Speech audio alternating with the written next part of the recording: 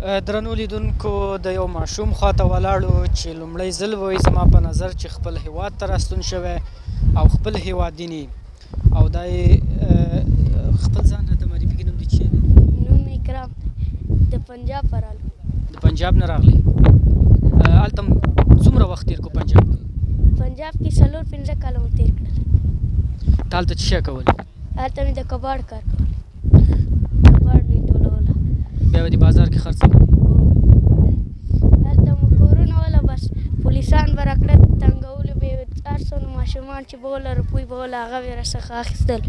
بس ژوند نه تېرېده مونږ رالو په بټیو کې مو هلته کار کوو. تا بټۍ کې م کار کړی؟ کار دې کولی شو؟ هو خوښتې مې وهلې 3 خانۍ غالۍ پرې راغړې. پاکستان پولیسو تاسو هم ځورولی؟ تاسو ماشومان یئ؟ هو وهلې به ځورولې به کله چې به کار ته رالو کار ته به نه پرېږدلو وله به هلته کار نه کېده وله رالو.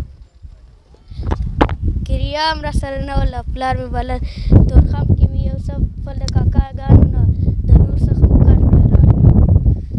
هلته خو خپل وطن هغسې پسې خو به خفه نه یې؟ نه هغه زه پسې چېرته خفه یم. هلته یې وهلو ټکولو بیا هلته ولې خفه یم د هغو پسې.